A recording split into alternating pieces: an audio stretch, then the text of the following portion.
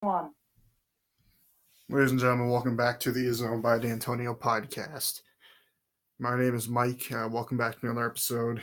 Sorry for the extremely long wait without any notifications, but that Syracuse game basically ended me for a couple months. Couldn't even think about Michigan State at all, any sports really. Couldn't think about them one bit, just off how bad that game was. I couldn't even think about Michigan State basketball. I still can't think about it that much, but we're gonna have to get over that soon. This episode, we're gonna do two things. The first thing we're gonna do is talk about the state of the fan base and what I think our fan base is doing completely wrong. That is hurting our reputation, hurting us as a fan base. And we're gonna bring in Billy, who is a SEC reporter, and Billy will talk about um, the Big Ten versus the SEC. Who is going to be a better conference this year? This shouldn't be too long of an episode, so let's get right into it. Let's start with a call to all Spartan fans.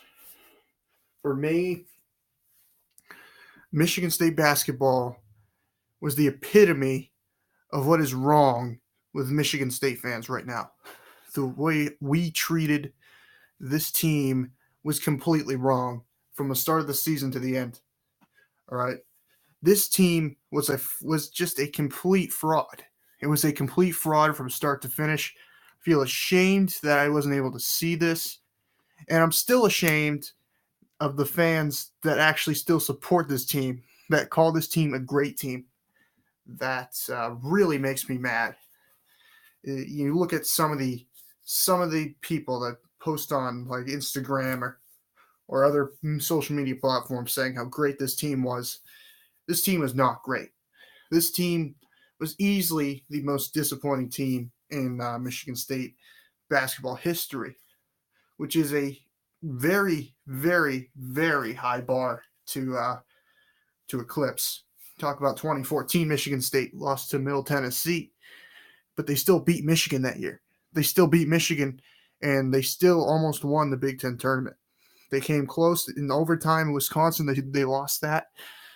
But to see our fans this year going out and saying how great this team was, Big Ten champions, Big Ten champs is something to be proud of. But when you look at the schedule they played some bad teams twice. They played uh, Illinois twice, Rutgers twice. Um, it's just some bad teams. They didn't play any good teams twice. Wisconsin was an okay team.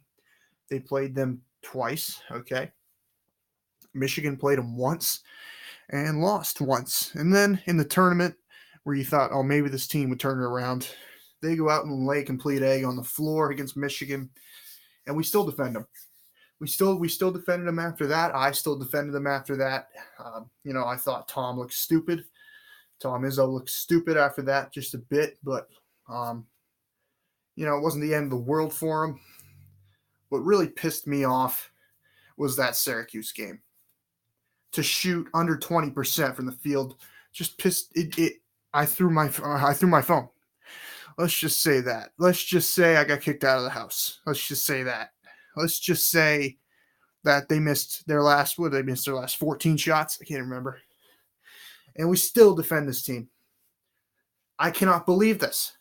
We make ourselves look stupid when we defend a team like this.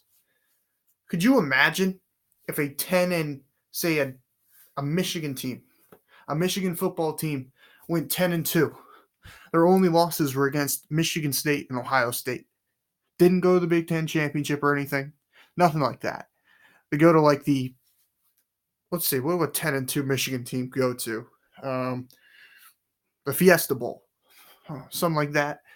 They lose in the Fiesta Bowl. They go 10-3. Lose to their rivals. Would Michigan fans be giving their team a pass?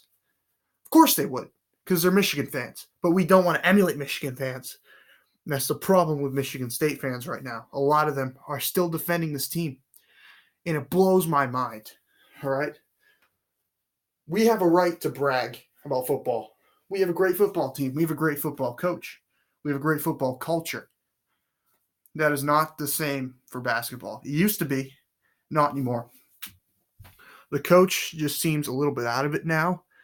His players are just not as tough as they used to be. They're not Spartan dogs. I saw a comment in one of the fan pages where a good Michigan State fan said Miles Bridges is not a real Spartan because he hadn't won anything at all. Yeah, like I said, you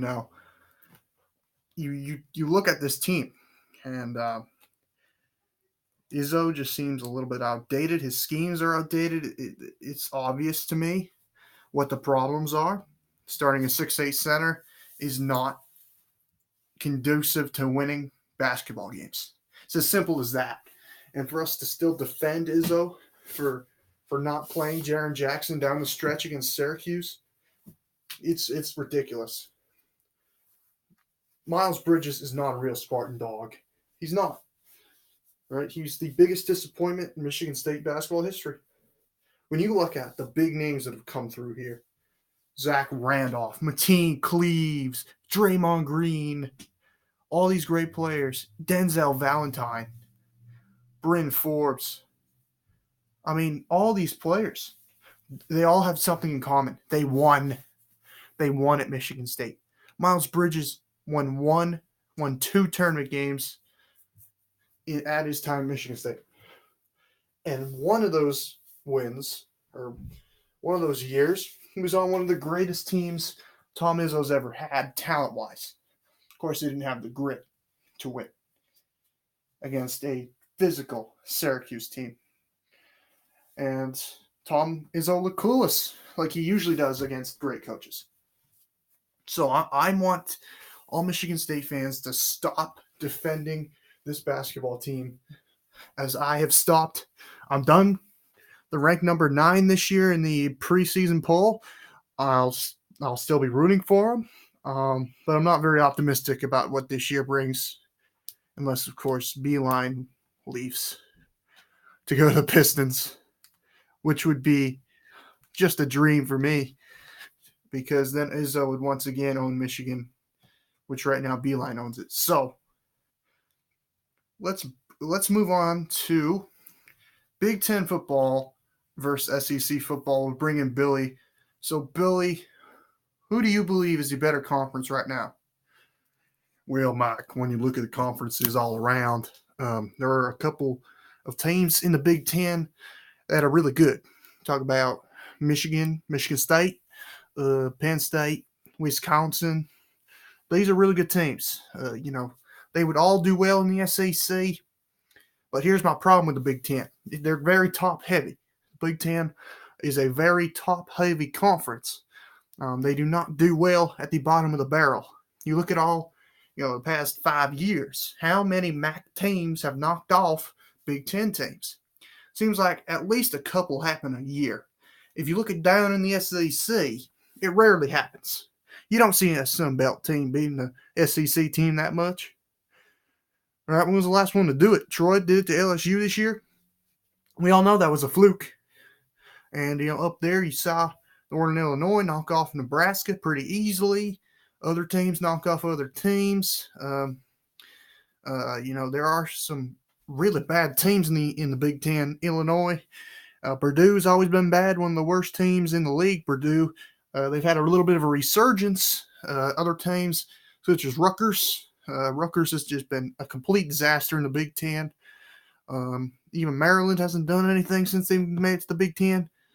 Down south in the SEC, teams like, Alabama, Georgia, we all know they're top-heavy, but they're also very good in the middle part of the conference. Mississippi State, Tennessee, even though they had an off year, they still win 8-9 games a year. Florida, another off-year team, they still win 8-9 games a year. Got a new coach, Dan Mullen. He'll do a very nice job there. Other teams, Georgia, we all know what they're going to do. South Carolina might have a big year. Auburn, of course. Arkansas had some bad years with Brett Bielema, but with their new coach, Chad Morris coming up here from SMU, we should have some more success in the SEC this year. Yeah. So Billy, I'm gonna have to disagree with you there. Um, I understand what you're saying, but the Big Ten, just the amount of good teams at the top is overwhelming. And you forgot to mention teams like Northwestern and Iowa, who could have big years this year, especially Northwestern if they get Thorson back before the season starts. Purdue, I know you don't like Purdue based off what they've done over the past 10 years or so, but the Boilermakers right now have a good team. A good team. They do have a brutal schedule. I understand that. A very brutal schedule coming up.